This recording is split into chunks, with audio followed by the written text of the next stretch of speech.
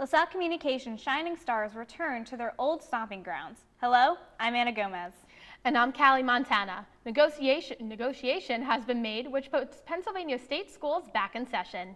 We have all this and more coming up on LTV News, where the action never stops.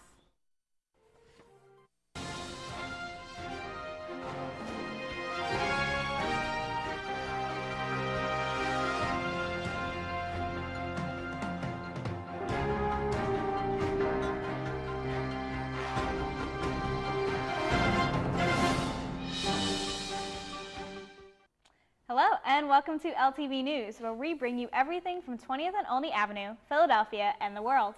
There's a lot to catch up on the next half hour as Gavin Lichtenstein gives us a recap of the senatorial debate later in the show. So let's hear the buzz around campus.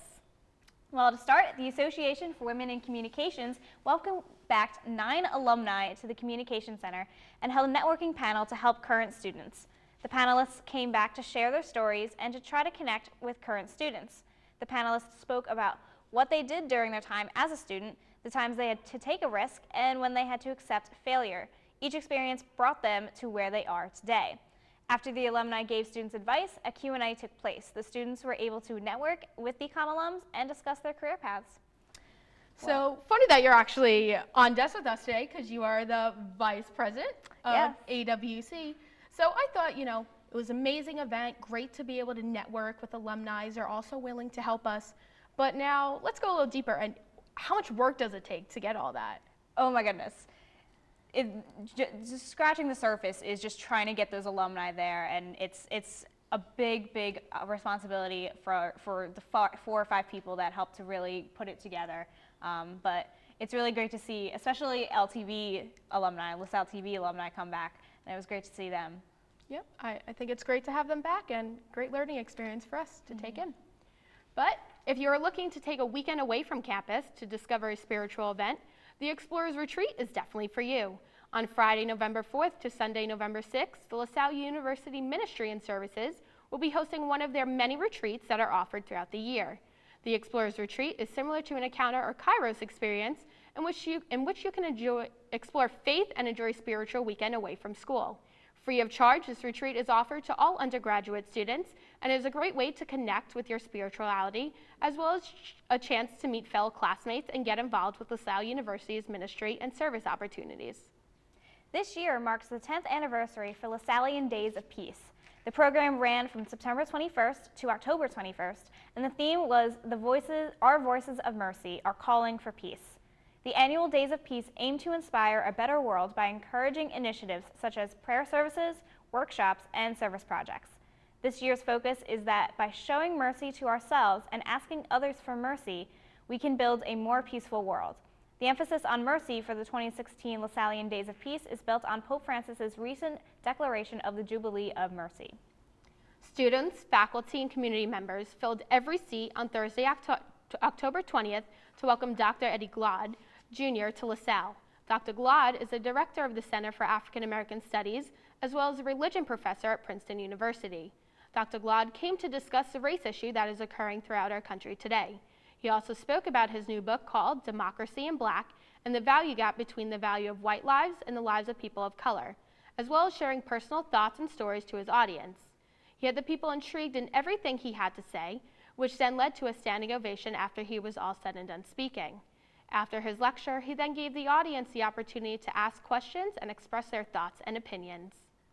Loved his part about imagining new worlds, and from those worlds that we imagine, we can kind of create our perfect world, and then we can bring those ideas down into reality. I think people just need to be more informed, and he was an awesome person to come and have this conversation. Real issues that affect all of us, and we need to be a part of the problem, be a part of the solution, not the problem. So powerful in all of his talks and all of his demonstrations about how racism affects us today. So I had the opportunity to go out and listen to him speak, and I have to tell you, he was very inspiring. And I think it is good that someone is bringing up the issue, because I find it disgusting that race is still occurring and we still have to worry about this problem in the world we live in today. I don't know what your thoughts are about that. And I think it's just I think it's so reflective of LaSalle University in general, the fact that we are a school based within the Christian Brothers tradition, all about a focus of social justice and really raising awareness and taking action against injustices in the world. And I think someone like Eddie Glaude, who goes around and speaks and really does make a difference through his discourse, is really great to see. And the fact that LaSalle students so responded to that. And it's amazing the connection he had with his audience, and how he was able to relate to them and get them to really, listen to what he had to say and take back, because you could really tell, from the standing ovation and everything, from the event. That had to have been just fantastic to see. It was.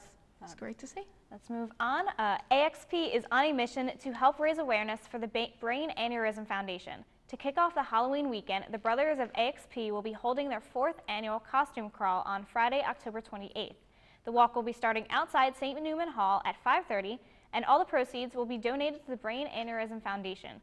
Students are encouraged to show up in their best costumes and compete in the costume contest after the walk. AXP will be giving away a few prizes for the students who are wearing the best costumes.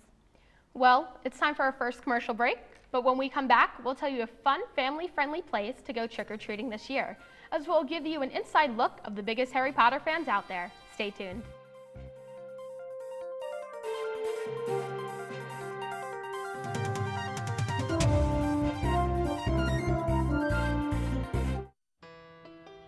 You might feel like there's too many problems in the world, or that, you as a 15-year-old, 16-year-old can't really make a difference.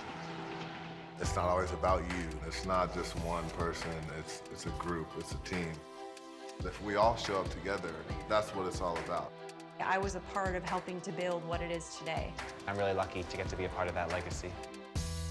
Just that simple act that takes, 5 or 10 minutes of your time is making a difference and is transforming someone else's life.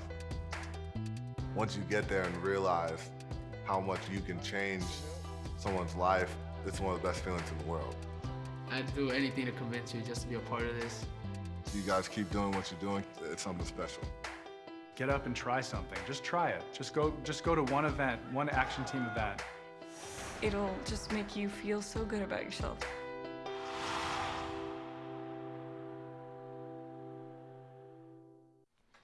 Oh, hey, bud. Oh. Where are you headed? Just gonna hang out.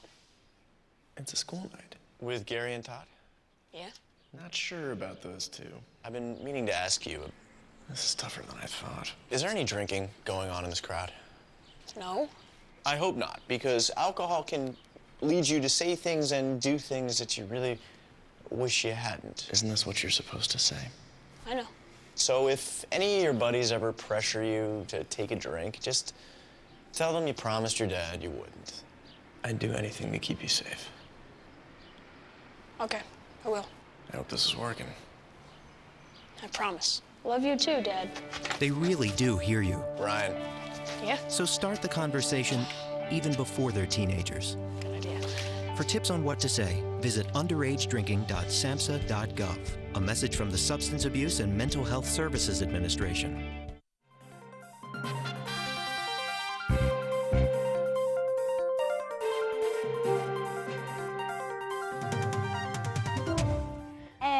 Welcome back. This Saturday and Sunday, October 29th and 30th from 10 a.m. until 4 p.m., the Philadelphia Zoo will be hosting Boo at the Zoo. It is a family fun event that is also intended to educate children about endangered species and animals who have already gone extinct. Kids and adults are invited to dress up in their favorite Halloween costumes and head out for some trick-or-treating around the zoo. The zoo is also offering many not-so-spooky photo ops along with apple cider, a hay maze, and a reusable Boo at the Zoo trick-or-treat bag. Boo at the Zoo is free with admission and free to zoo members. Head out and enjoy the fun. I love this. Yeah. I think it's adorable. I wish I could have gone trick-or-treating, like, at a zoo. At the zoo? I know. You can go, like, get some, like, Snickers from the camels and, Milky Ways from the penguins. I just love going to the zoos, like, to a zoo. I don't know, like, I wonder if they like have like pretend animals dressed up in like costumes as well. You know, they have like the statues of them.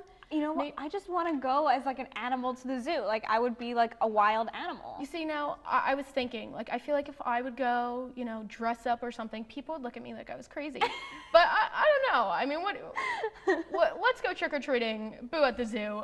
Can we go together? Yes. Okay. What should we be? Giraffes? I love giraffes.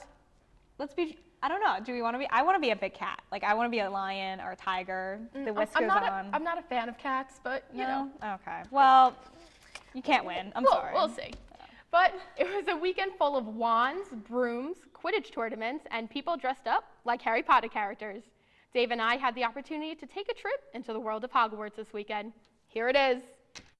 Chestnut Hill College turned into Hogwarts this past weekend, which had Harry Potter fans magically appearing all around the campus. The Harry Potter Festival had fans of all ages dressing up and casting a spell with their magic wands. Some fans then told me what they loved most about the festival and Harry Potter. Like the mystery behind it. Okay. You don't really know, if you haven't read the books and you watch the movies, you don't really know what's happening, and also the other way around. What about you? I love the action because I find it like creepy when Baltimore, he scares me. It's my 5th year and I brought my kids and my grandkids. I think I love episode 2 and I love when they go into the Chamber of Secrets. I love Harry Potter so much that I got a head wig. Hermione? Yeah, Why is that? because she's a girl and she's very brave. She's courageous too, so. What about you? Harry Potter. Harry Potter, why's that? Because he's brave and he likes to go on adventures. And now, have you guys been having fun today at the festival? Oh, yes. In addition, Chestnut Hill College had many activities and events on their campus, like the 7th Annual Philadelphia Brotherly Love Cup Quidditch Tournament, which brought many fans to their feet. Many schools came out to play in the tournament, like Franklin and Marshall College, the University of Pittsburgh, Syracuse University, Stockton University, and the Philadelphia Honey Badgers. After a few tournaments were complete, I was able to get the inside scoop from some big Harry Potter fans. I love the Quidditch matches and everything. Have you ever played Quidditch before? No, I have not. The Quidditch match? Have you ever played Quidditch before? Nope. Do you want to play Quidditch? Yes. Sounds fun. Sounds fun? Yeah. Yeah? It'll be fun. That was not all the festival had. They also had tons of vendors, which sold apparel, broomsticks, wands, potions, and much more. To add on to the fun, they even had games for the people to enjoy and get their energy out, as well as tons of food to satisfy their magical cravings. The festival ended with many people casting new spells on each other, as well as flying home on their broomsticks. For LTV News, I'm reporter Callie Montana. It was some time being there. I just have to say, recapping, you know, that guy, he tried. Behind the back. I think it was more of like his daughter really wanted to go. He was being a good dad, but, you know, besides that, are you a Harry Potter fan? You know, I was a big Harry Potter fan all throughout grade school into high school. I went to the midnight premieres. I put the scar on my forehead. So you're one of those. I had a Hufflepuff scarf, even though I was sorted into Gryffindor. Okay. So that little fact for you, I'm in Gryffindor. But can we just talk about the Quidditch tournaments? Oh my goodness. You see, I'm not into Harry Potter, but I never realized how crazy people get for that. This is serious stuff. I mean, they had schools going out, like Syracuse, Pittsburgh. I mean, what? Matching uniforms, like, oh my goodness, it must have been so fun to watch. It was very entertaining and a one-of-a-kind experience, let's just put it that way. Did you feel the magic at least? I did. Okay. People are, you know, putting spells on me. That's good. All right. Thank you. Thanks, Callie. Incidents of civilian deaths triggered by police encounters have been on center stage for national conversations for many years. Recently, the Pennsylvania state legislation is lobbying to allow police to wear body cameras. Republican Senator Stuart Greenleaf sponsors the bill that permits officers to enter private residencies while recording on the body camera. The legislation would eliminate the step required by the Wiretap Act for the police to inform any citizen in the public space that the body camera is recording. The act aims to improve police accountability and restore trust in the criminal justice system. However, the act has also received criticism from organizations like the American Civil Liberties Union of Pennsylvania. This organization believes that the act lacks transparency and accountability because of the difficulty of obtaining the recordings. Many police departments have purchased the camera equipment and are waiting for the legislation to pass before using them.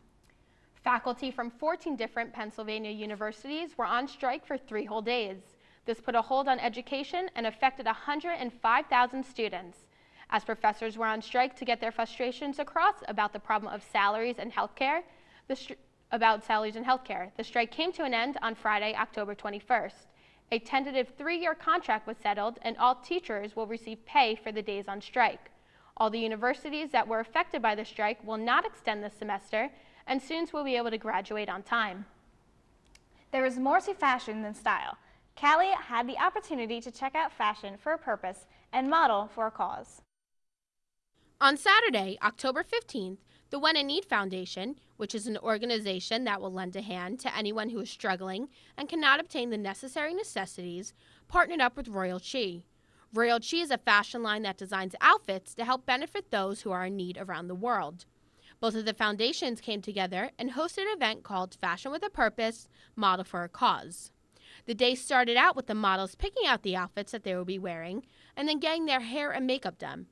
After the models were all finished getting ready, they then explained what they loved the most about participating in this event. We all came together just for one reason, to help those ones who need it. Picking out the dresses, it was so much fun. We had so many selections. All the clothing that the models were able to choose and wear that day were mostly donated from the founder of the Royal Chi Foundation / the president and executive director of the When in Need Foundation. I was able to catch up with her and get her thoughts on the event, and this is what she had to say. It took 4 years to actually try to put this together because we don't have any sponsors and we don't have any donors.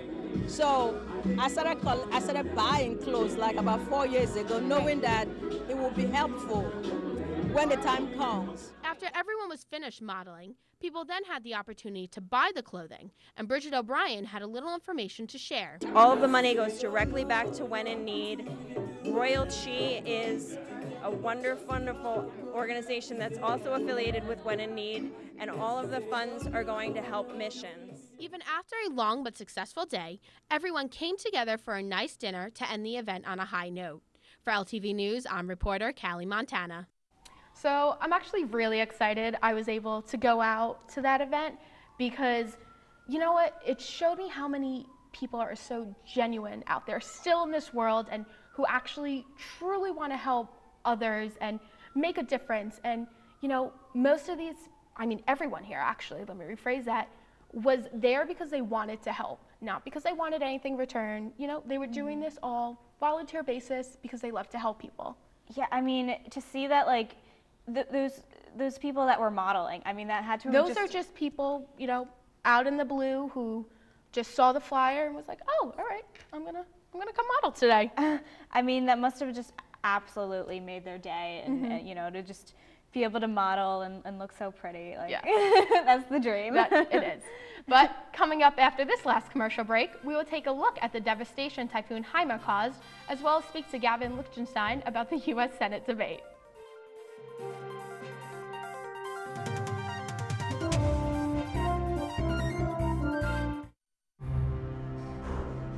It's about putting others first.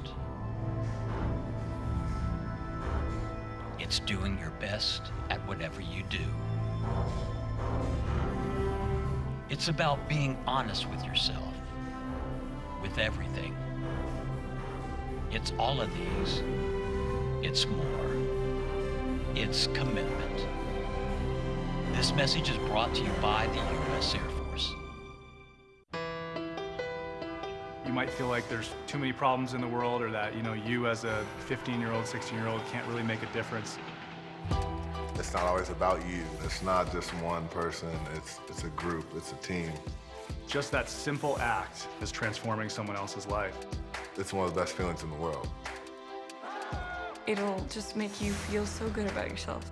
I'd do anything to convince you just to be a part of this.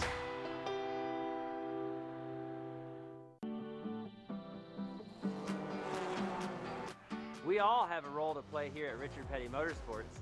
We respect each other, work hard, and that helped us get the big win in Daytona. My partners in the U.S. Air Force also know that it takes a team to make each mission a success. Your coworkers, family, and friends are your team. Treat them with respect, and together you can accomplish great things. This message is brought to you by the U.S. Air Force.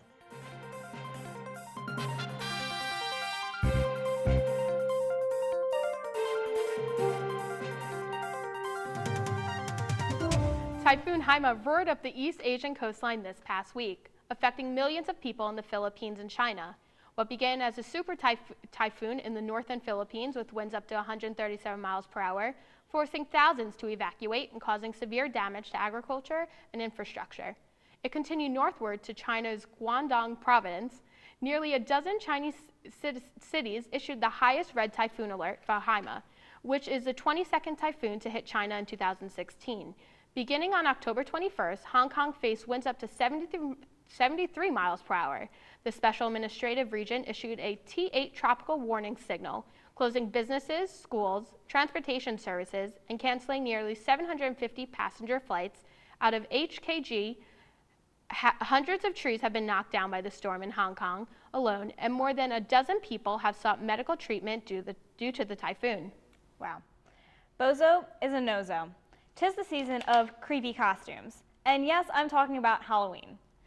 But one spooky look is being taken off the shelves. That's right, some of Targets in the U.S. decided that the creepy clown masks will not be for sale in stores or online this holiday season. After recent clown terrors and threats sweeping the nation, Target says that the sales just are not worth it. The ban does not affect children clown costumes, oversized clown suits, or provocative clown outfits. PepsiCo has decided to decrease the amount of calories in their beverages by 20% over the next decade. The American Beverage Association stated that the company will sell more of their drinks like Coca-Cola, Dr. Pepper, and Pepsi in smaller portions. They also would like to expand the presence of their zero-calorie beverages. This announcement was made at the Clinton Global Initiative in New York. President Bill Clinton told New York Times, quote, "This is huge. I've heard it could mean a couple of pounds of weight lost each year in some cases," unquote. This election is sneaking up and is less than 3 weeks away.